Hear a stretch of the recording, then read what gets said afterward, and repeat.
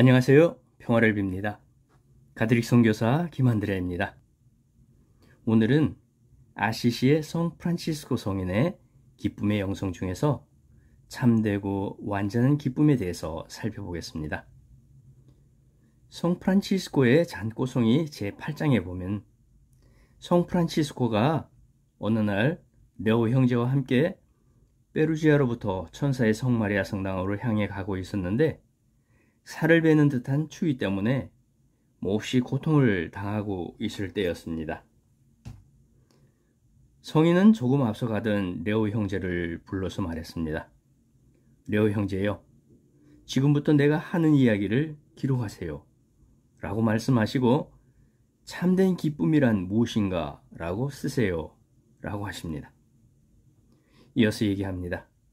레오 형제요, 가령 작은 형제들이 가는 곳마다 성덕과 감화의 훌륭한 모범을 보여준다 해도 그러나 그것은 완전한 기쁨이 되지 않는다고 잘 기록해 놓으시오 하고 말했습니다.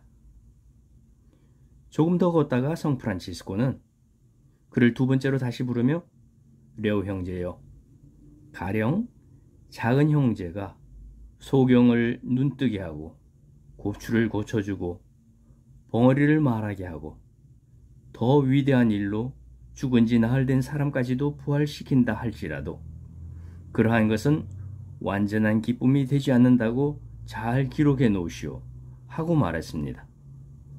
조금 더 가다가 성 프란치스코는 큰 소리를 이렇게 말했습니다.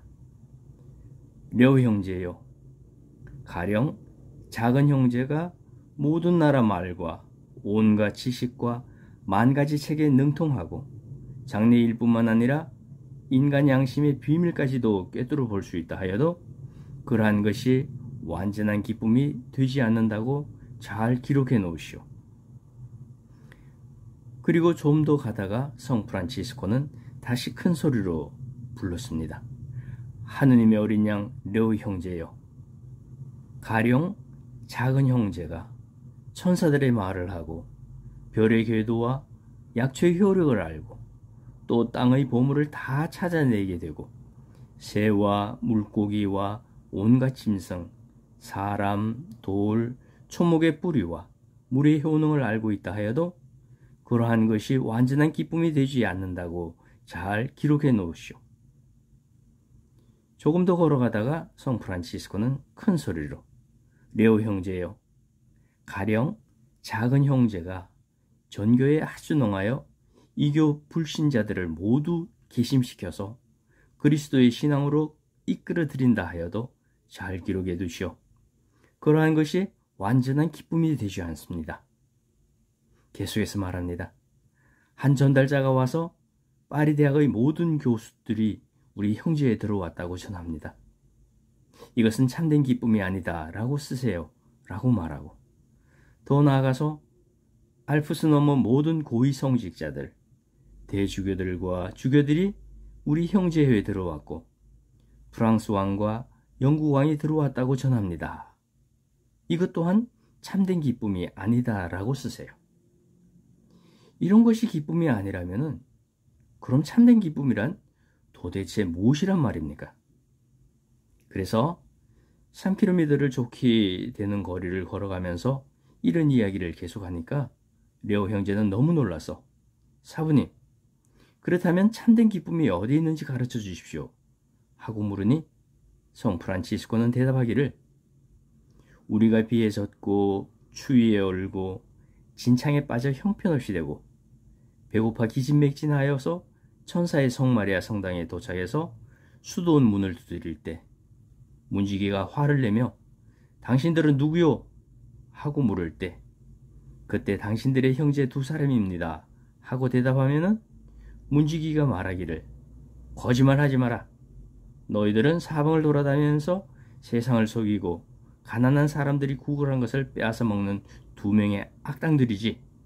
썩 물러가거라.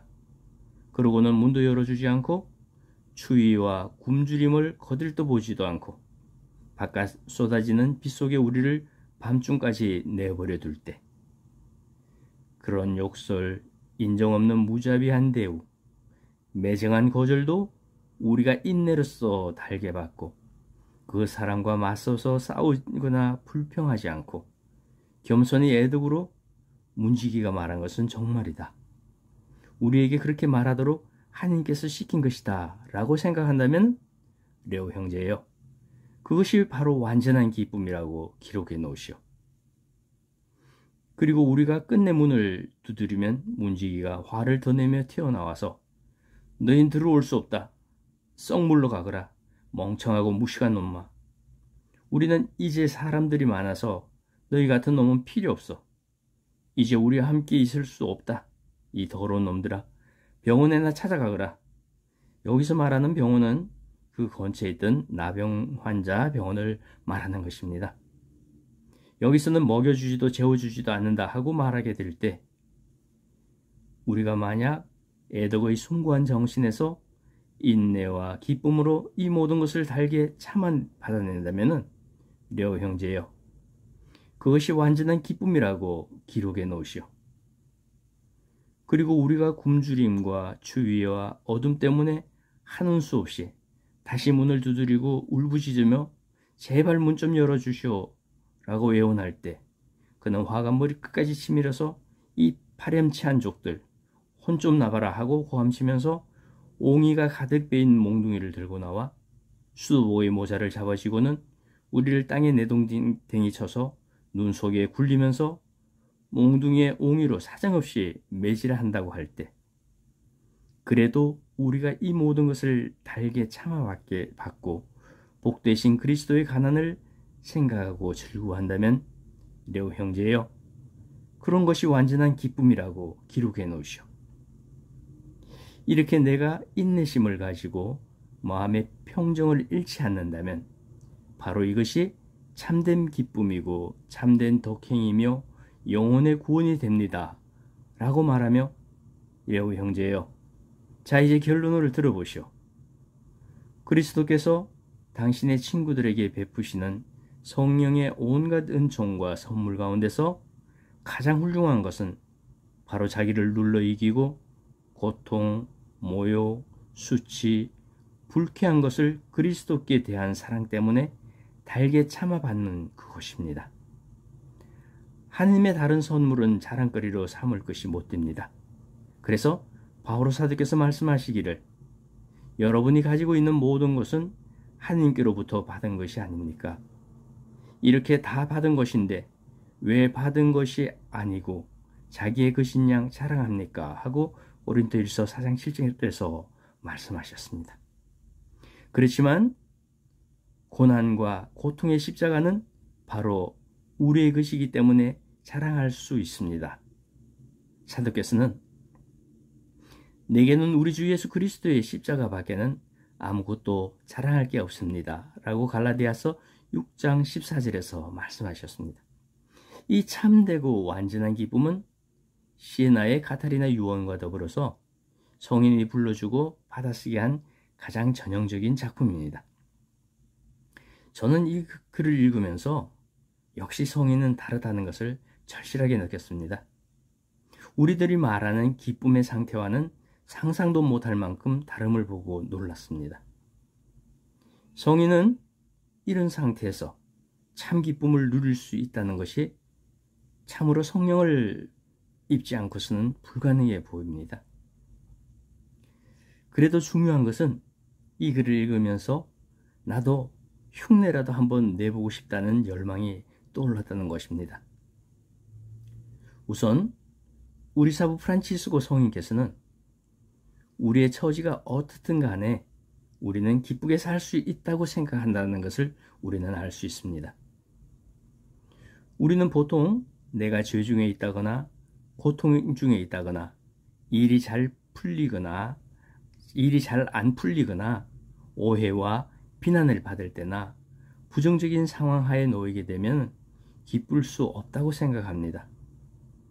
하지만 프란치스코는 그러한 외적인 환경이 우리를 기쁘게 살 수 없게 만드는 요인이 될 수 없다고 생각합니다. 아니, 오히려 그러한 부정적 상황이 진정한 기쁨, 참된 기쁨을 얻을 수 있는 호기일 수 있음을 강조하고 있다고 볼 수 있습니다. 그래서 프란치스코는 심지어 죄 중에 있다 하더라도 우울하고 슬픈 위선자의 모습을 하지 말고 기쁨을 잃지 말라고 권고하고 있는 것입니다. 가난마저도 우리를 우울하게 만들 수는 없을 뿐만 아니라 오히려 가난은 기쁨과 더불어 살아갈 때만 참된 가난이 되고 탐욕도 욕심도 없게 만들어준다라고 말합니다. 지금까지 우리 사부 프란치스코의 가르침을 통해서 본 참 기쁨은 내가 기쁠 때가 아니라 하느님께서 기뻐하실 상황이 참으로 기쁜 때임을 알았습니다. 오늘은 여기까지 살펴보겠습니다. 감사합니다. 평화를 빕니다. 지금까지 가톨릭 선교사 김안드레아였습니다. 오늘 제 영상이 도움이 되셨다면 좋아요와 구독은 사랑입니다.